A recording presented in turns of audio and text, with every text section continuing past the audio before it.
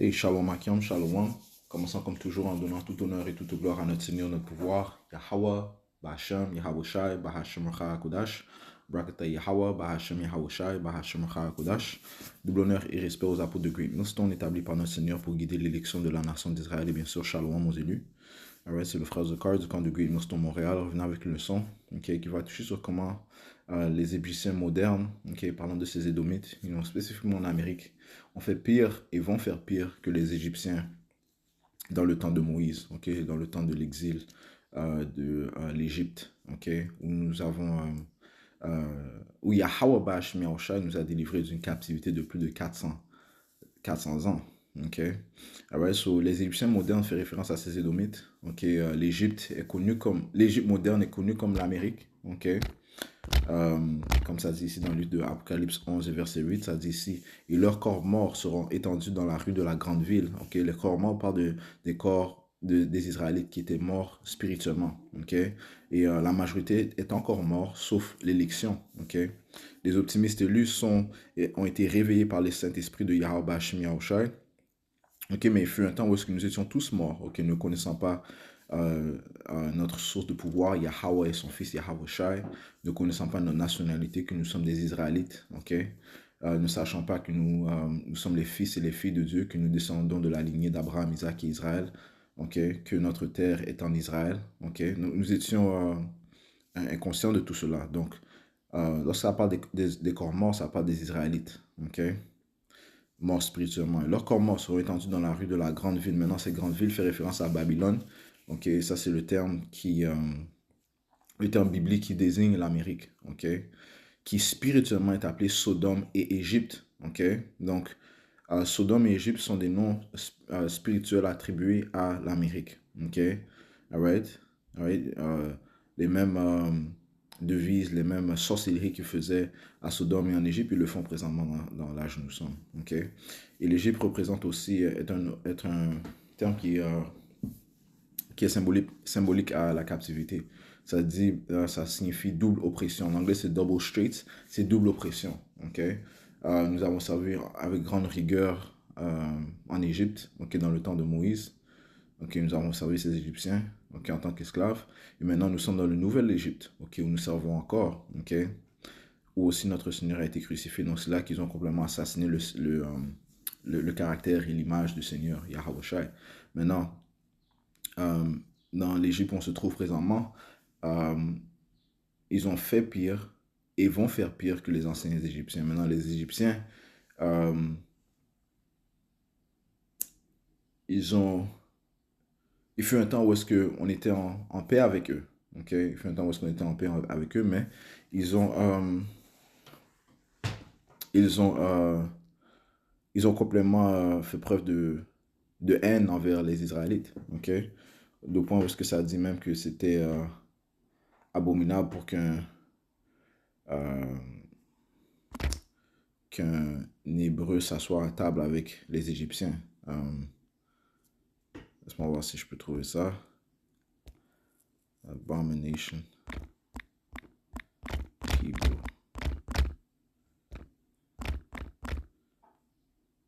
Yes. Genèse 43, verset 32. Genèse 43. Et verset...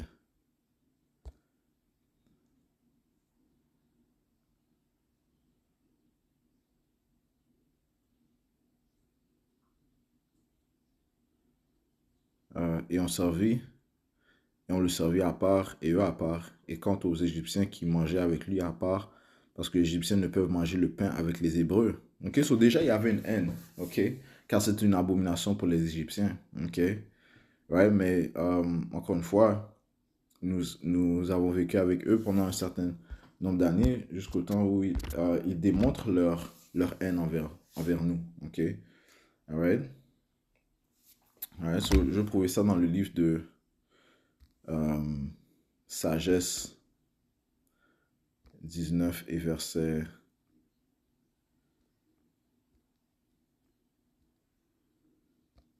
verset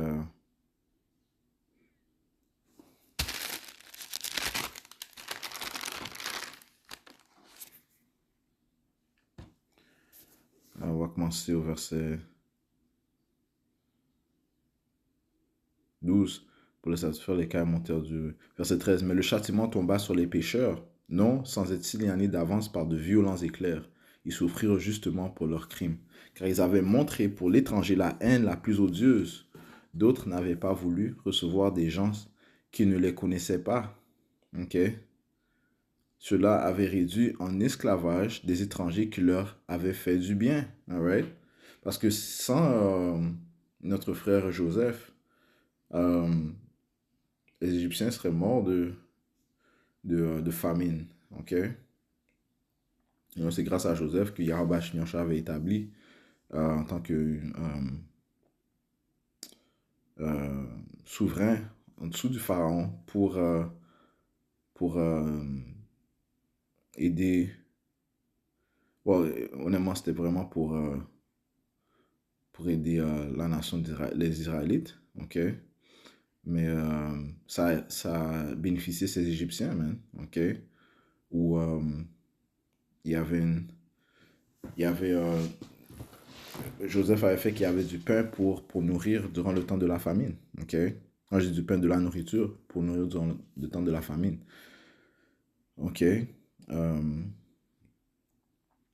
Maintenant, je relis verset 14. Car ils avaient montré pour l'étranger la haine la plus odieuse. D'autres n'avaient pas voulu recevoir des gens qui ne les connaissaient pas. Ça, c'est dans les Sodomites. Ok? Alright? Alright, ils n'avaient pas voulu recevoir les étrangers parlant des anges qui étaient venus visiter la terre pour voir si réellement les abominations étaient réelles qui se produisaient là et pour aussi sauver Lot. Ok? D'autres n'avaient pas voulu recevoir des gens qui ne les connaissaient pas, mais cela avait réduit en esclavage des étrangers qui leur avaient fait du bien. Donc ça, c'est pire, man. Ok? Nous, tu es en soi-disant en paix avec une personne, puis maintenant, tu la mets en captivité. Ok? Mais ça veut juste démontrer la haine qu'ils avaient réellement envers les Israélites. Comme on a dit, c'était une abomination de manger avec des Hébreux pour les Égyptiens. Ok? Verset 15, il y a plus, car voici une autre considération en faveur des premiers. C'est un ennemi qui recevait ces étrangers. Cela, au contraire, parlant des Sodomites, cela, au contraire, accueillir votre peuple avec des fêtes et après l'avoir admis à la jouissance de leurs droits, l'accablèrent de cruelles souffrances. Right? Right? Parce qu'après certaines années, eh bien, ils nous ont mis en esclavage, un esclavage rigoureux. Man. Okay? Je lis au verset 16. Cela, au contraire, accueillir votre peuple avec des fêtes et après l'avoir admis à la jouissance de leurs droits, l'accablèrent de cruelles souffrances. Okay? So, ils ont fait les hypocrites, puis par la suite, ils ont démontré leur haine, man. Okay? So, toutes les nations ont réellement une haine innée envers les Israélites. Okay? Toutes les nations. OK? Alright? Et encore plus ces Édomites. OK? C'est juste que maintenant, le Seigneur, on peut dire, a adouci leur haine qu'ils ont envers nous, même si c'est quand même inné. Mais c'est la même chose que faisaient les Égyptiens, man. OK? C'est la même chose. OK? À l'intérieur, ils nous haïssent, man. OK? Ça dit concernant Esau, dans le livre de Genèse 27 et verset 41, Esau conçut de la haine contre Jacob à cause de la bénédiction que son père lui avait donnée. Et Esau dit en son cœur, les jours où je ferai le deuil de mon père approche, alors je tuerai Jacob, mon frère. Il a une haine innée envers son frère Jacob, et cette haine tient jusqu'à toujours, man. OK? Dans le livre d'Ézéchiel 35, ça dit d'une haine perpétuelle que ces Édomites ont envers les Israélites. Ézéchiel 35 et verset 5, parce que tu as eu une haine éternelle et que tu as livré au glaïve les enfants d'Israël au temps de la calamité, au temps de l'iniquité finale. OK? Une haine éternelle envers qui? Envers les Israélites. OK? Alright? Et non? Donc, tous ces Édomites ont une haine envers les Israélites. OK? Nous sommes abominables à leurs yeux, tout comme ils sont abominables à nos yeux. OK? Ça te dit dans le livre de Proverbes 29 et verset 27, ça dit ici, l'homme inique est en abomination au juste et celui dont la voie est droite est en abomination aux méchants. OK? Et qui sont les hommes iniques? Ce sont ces Édomites. Job 9:24, la terre est livrée aux mains de l'impie. C'est eux qui règnent présentement dans l'âge où nous sommes. OK? Le méchant sont ces Édomites. OK? Ça te dit aussi dans le livre de Malachie 1 et 4. Je ne vais pas aller direct dessus, mais vous pouvez le lire. Malachie 1 et 4, ça dit que les Édomites sont la frontière de l'iniquité, signifiant que partout où ils mettent leurs pieds, l'iniquité va s'accroître. OK? Alright? Ce sont les impies. OK? La nation impie que le Seigneur a créée. Et la nation à droite que le Seigneur a créée sont les Israélites. OK? Alright? Commençons par Yahusha et l'élection. OK? Right, so ils ont une haine envers nous. OK, maintenant, cette haine est soi-disant adoucie. Yahweh Shemiyahu en est l'auteur, mais le Seigneur s'apprête à augmenter cette haine. OK? Alright, et ils vont la démontrer. Et pire que les Égyptiens auparavant. OK? Pire que les Égyptiens auparavant. OK? Allons dans le livre d'Apocalypse. Apocalypse chapitre 12 et verset 12. Verset 12, ça dit ici, c'est pourquoi réjouissez-vous, vous, cieux et vous qui y demeurez, malheur à la terre et à la mer, car le diable c'est qui? C'est un autre titre attribué à ces Édomites. Okay? Le diable, le serpent, Satan. Okay? Diable veut dire déceveur, ou celui qui diabolise, demonize, diabolise, et accuse. Okay? L'accuseur. Okay? Et Satan, signifie l'adversaire. Il est adversaire à Yahweh Hashem Yahushai. Okay? Donc, ça, ce sont des titres attribués à Esau, Edom, serpent, le fils de la perdition, l'homme de péché, le méchant, le malfaisant, l'impie. Okay? Tout ça sont des termes, des titres attribués à Esau, Edom. Ce sont ses caractéristiques, c'est qui il est. Okay? C'est comme ça que le Seigneur l'a créé. Okay? Le serpent tordu, le Leviathan, you know.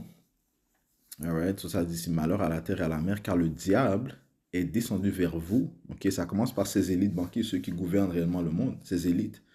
Ouais, il est descendu vers vous avec une grande fureur, sachant qu'il ne reste que peu de temps. Ok, donc il va démontrer une plus grande fureur que les Égyptiens, parce que les Égyptiens ont, ont rebellé contre Yahweh Hashem Yahushua, parlant de Pharaon, ok, de ses serviteurs, ok. Spécifiquement Pharaon, parce que Yahweh Hashem Yahushua a endurci son cœur, ok. Yahweh Hashem Yahushua a fait qu'il résiste contre lui, ok. Il a résisté, il a challengé le pouvoir éternel, Yahweh, ok. You know, lorsque Moïse se présentait devant lui pour dire, laisse le peuple du Tout-Puissant, Israël est mon fils, mon premier fils que tu les délivres, Pharaon a dit, qui est ton Dieu? Ok? You know? Laisse-moi.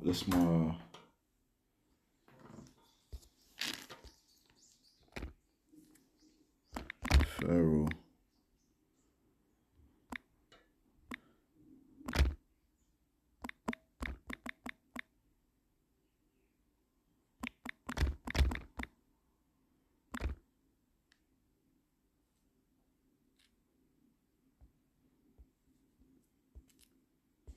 Juste aller à un précepte.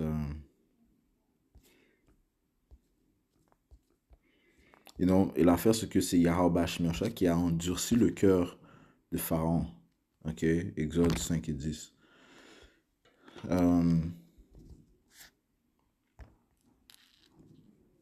Exode chapitre 5. Right. 5 et 1. Après cela, Moïse et Aaron allèrent et dirent à Pharaon, ainsi dit Yahweh, Dieu d'Israël, laisse partir mon peuple afin qu'il puisse me célébrer une fête dans le désert. Et Pharaon dit, qui est le Seigneur pour que je doive obéir à sa voix pour laisser partir Israël? Je ne connais pas le Seigneur et je ne laisserai pas non plus partir Israël. Donc voilà, ok? Donc il challenge le Tout-Puissant. Ok? Ok?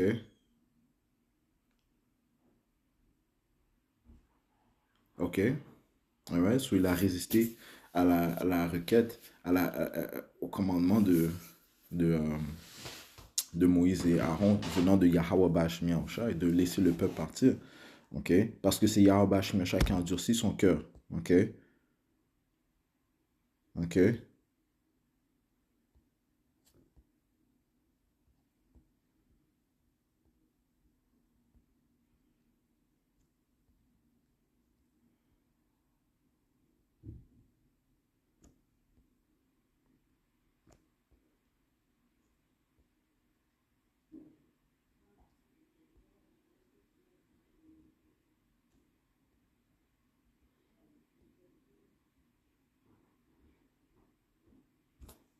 Et le Seigneur avait prévenu aussi à Moïse qu'il allait endurcir le cœur de Pharaon. Ok?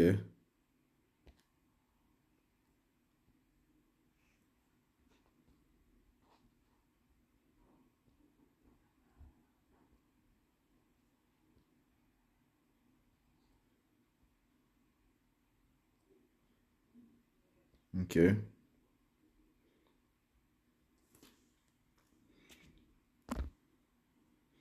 Laisse-moi prendre ça à Harden.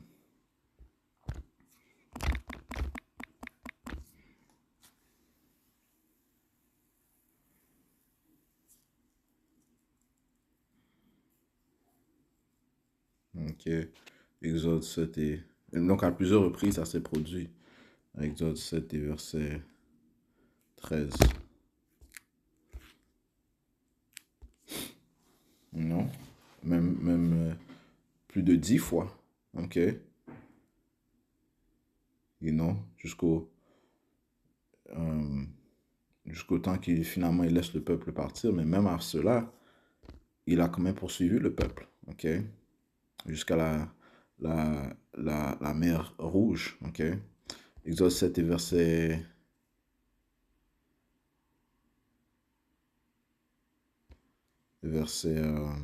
13. Et le cœur de Pharaon s'endurcit et il ne les écouta pas, comme le Seigneur l'avait dit. Donc le Seigneur avait déjà dit qu'il allait endurcir le cœur de Pharaon. Oh, pardon.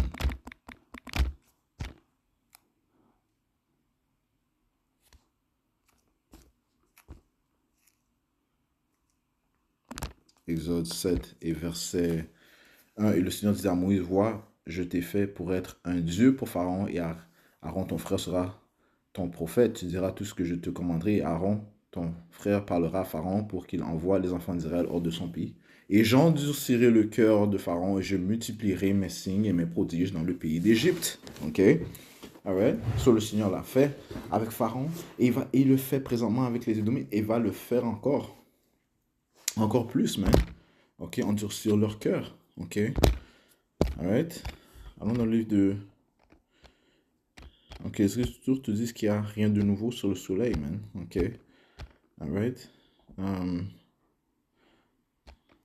Jérémie, chapitre 50 et verset 33. Ainsi dit le Seigneur des armées, les enfants d'Israël et les enfants de Juda ont été ensemble opprimés. Où ça? Où est-ce qu'on a été ensemble opprimés? Ici en Égypte. Ok? Ok? Ici en Amérique. Ok? Tous ceux qui les ont emmenés captifs les retiennent fermes. Ils ont refusé de les laisser aller. Right?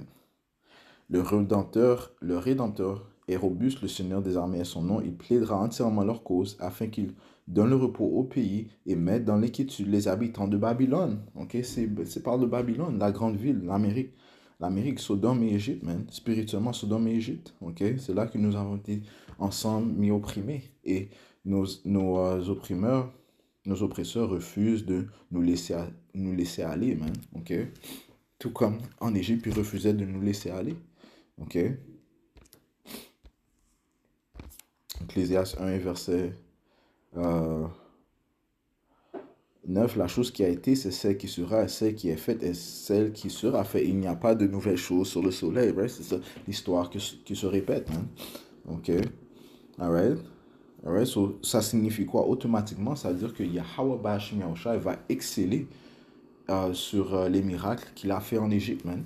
Ok. Les Écritures nous disent ça. Jérémie chapitre 16 et verset 14, ça dit, c'est pourquoi voici les jours viennent, ok, donc c'est une prophétie que nous attendons, ok, qui va se produire, dit Yahweh Ba'ashim Yahusha, où on ne dira plus le Seigneur vit, lui qui a fait monter les enfants d'Israël du pays d'Égypte, mais on dira le Seigneur vit, Yahweh Ba'ashim Yahusha vit, lui qui a fait monter les enfants d'Israël du pays du Nord, et de tous les pays où il les avait chassés, et je les ramènerai dans leur pays que j'avais donné à leur père. Ok, donc ça veut dire qu'on ne pourra, euh, on ne parlera plus, comme présentement on parle de, des miracles qu'il a fait en Égypte, ça ne sera pas comparable aux miracles qu'il va faire dans le pays du Nord, man. Parlant de l'Amérique, ok?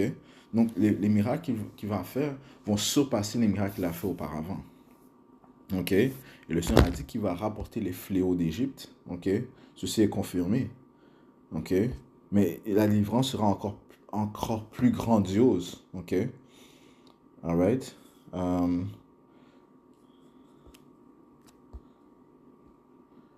4 Esdras 15 et verset 10, voici mon peuple est conduit à l'abattoir comme un troupeau, ok? Parce que les Égyptiens, commençant par les élus banquiers, vont démontrer leur haine envers les Israélites. Ils vont résister contre Yahweh Bashim Yahushua, ok? Ils vont endurcir les choses, man, ok?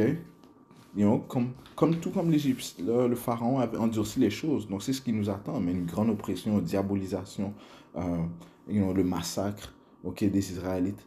Ok, le grand nombre d'Israélites, c'est ce qui attend. C'est ce qui va venir sur la planète Terre, man. C'est-à-dire que le diable vient avec un grand courroux, sachant qu'il n'a que peu de temps. Et encore une fois, il va voir les miracles de Yahweh Bashim Yahushua, mais il va quand même résister. Il va quand même vouloir combattre. Il va voir les miracles. Les miracles vont être manifestés tout comme ils ont été manifestés dans le temps de Moïse, man. Alright? Le Seigneur avait endurci le cœur de Pharaon, ils vont endurcir encore le cœur des Édomites, au point même où ça part durant la Troisième Guerre mondiale, ils vont quand même se battre contre Yahushua. Verset 10, voici mon peuple est conduit à l'abattoir comme un troupeau, désormais je ne souffrirai plus qu'ils habitent en terre d'Égypte, mais je n'en sortirai par ma main puissante et mon bras élevé, je frapperai l'Égypte d'une plaie comme autrefois, et je ravagerai tout son pays. Donc les premiers-nés, ils étaient morts. Le Seigneur avait envoyé toutes sortes de bêtes impures, les grenouilles, les lys. Il a changé l'eau en sang, ok? Il a apporté une noirceur, ok? Il a apporté une noirceur, man, ok? Alright? Il a envoyé la grêle. Allons voir ici, man, les miracles que Yahweh Shemiosha a fait, ok? Alright? On va faire ça vite parce que je dois aller au camp, ok? Sagesse, chapitre 19 et verset...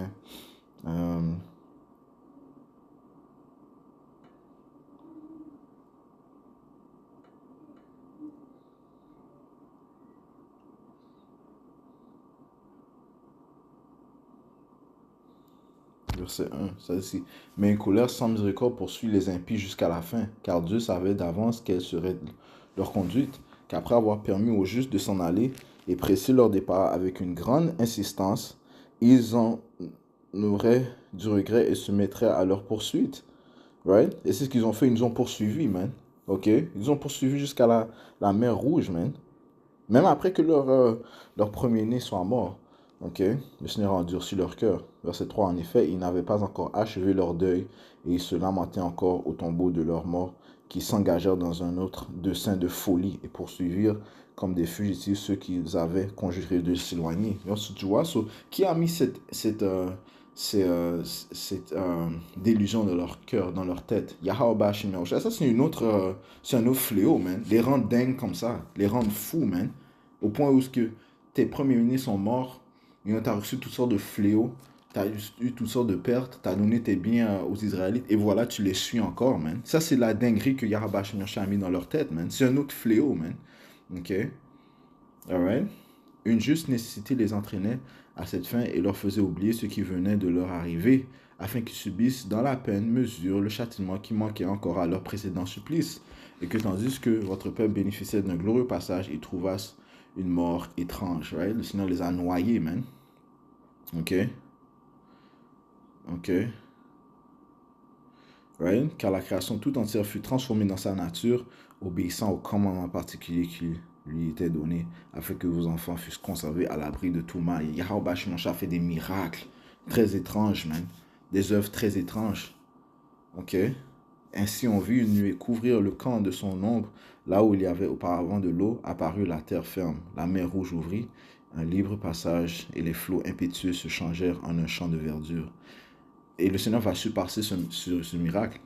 Et ils y passèrent toute une nation protégée par ta main, ayant sous les yeux de merveilleux prodiges, comme des chevaux en pâturage, comme des agneaux bondissants, et ils vous glorifiaient, Seigneur, vous leur libérateur. Car ils se rappelaient encore de ce qui s'était passé en leur séjour au pays étranger, comme à la place des autres animaux, la terre avait produit des moustiques, et le fleuve, au lieu de poissons, une multitude de grenouilles. Okay? Plus tard, ils virent encore une étrange production d'oiseaux, lorsque poussés par la convoitise, ils demandèrent une nourriture délicate. Pour les satisfaire, des cailles montèrent du côté de la mer. Yahweh nous a nourris avec des cailles. Ok? Alright. Je saute au verset 17, on a lu déjà. Ça dit, aussi furent-ils frappés d'aveuglement, okay, les impies, comme ceux qui assiégeaient la porte du juste, lorsqu'enveloppés de ténèbres profondes, ils cherchaient chacun l'entrée de la porte, car les éléments échangeaient leurs propriétés, comme dans la psalterion, les sons changent de rime, tout en conservant le même ton. C'est ce qu'on peut voir clairement par les faits qui se sont passés. Les animaux terrestres devenaient aquatiques, et ceux qui nagent passaient sur la terre. Et Yahweh Bashimosha a fait cela. Le feu dépassait dans l'eau sa vertu naturelle et l'eau oubliait sa propriété d'éteindre. D'autre part, la flamme n'atteignait pas la chair des frêles animaux répandus tout autour et ne fondait pas cet aliment céleste semblable aux givres effusibles comme lui. Right? Parce que le Seigneur a mélangé le feu et la grêle. Sagesse 16, verset 22, ça dit si la neige et la glace soutenaient la violence du feu sans se fondre, afin qu'ils sussent que le feu qui brûlait dans la grêle et étincelait dans la pluie détruisait les récoltes de leurs ennemis, et qu'ils oubliaient ensuite sa vertu propre pour l'entretien des justes. You know? Right? So, hey, Yahweh Shemashah fait ce miracle, cette œuvre étrange, man. Okay? Car la créature soumise à vous, son créateur, déploie son énergie pour tourmenter les méchants et se relâche pour procurer le bien de ceux qui se confient en vous. So, Yahweh Shemashah va protéger son élection. Okay? Ok? Et va détruire nos ennemis, man. Ok? Alright? Parce qu'ils vont nous attaquer, mais Yahweh Shemosha va nous protéger. Apocalypse 12 et verset 17. Et le dragon fut rempli de fureur contre la femme. Le dragon, c'est Isor Inum, dans la forme de ce nouvel empire gréco-romain. Ce nouvel empire romain fut rempli de fureur contre la femme. La femme, c'est la nation d'Israël. Il alla faire la guerre au reste de ses enfants, à ceux qui observent les commandements de Dieu et qui gardent le commandement de Yahweh Shai. Ok? Ça va faire la guerre contre les élus. Ok? Mais Yahweh Shai va délivrer son élection. Daniel 12, verset 1, ça dit ici. Et en ce temps-là se lèvera Michaël, le grand chef qui tient pour les enfants de ton peuple, et ce sera un temps de détresse tel qu'il n'y en a pas. Il n'y en a point eu de pareil depuis qu'il existe une nation jusqu'à ce temps-là. Et en ce temps-là, ton peuple sera sauvé, quiconque sera trouvé inscrit dans le livre. Sur l'élection sera protégée, tout comme la nation d'Israël était protégée de leurs ennemis lorsque Pharaon et les Égyptiens nous poursuivaient. Ok? Et encore, ces Édomites ont fait pire, ils vont faire pire que ces Égyptiens. Ok? Alright? Mais Yahweh Shai va délivrer son peuple. Finissons dans le livre d'Ésaïe 31, verset 5, comme des oiseaux déployant leurs ailes sur leurs cours. On va prendre ça dans l'autre version. Ésaïe 31, et verset 5, comme les oiseaux volent, ainsi le Seigneur des armées défendra Jérusalem. En la défendant ainsi, il la délivrera et en passant, il la préservera. Israël est un peuple avant d'être un lieu. C'est réellement, ça commence par l'élection de la nation d'Israël. Ok? Que Yahweh Shemosha va protéger des mains de nos oppresseurs, man. Ok? Alright? Sagesse 19 et 22. En toute chose, Seigneur, vous avez glorifié votre peuple, vous l'avez honoré, vous ne l'avez pas méprisé. En tout temps et en tout lieu, vous l'avez assisté. Ok? Alors, on va conclure en donnant tout honneur, toute gloire à Yahweh, Bahashem Yahawashi, Bahashem Hakudash. Double honneur et respect aux apôtres de Great Millstone. Mettons nos confiance à Yahweh Yahawashi. Shalom à l'élection. Korlaim na Yahweh Bahashem Yahawashi, Brakta Yahweh Bahashem Yahawashi, Bahashem Hakudash, Bahashem Yahawashi, Brakatam.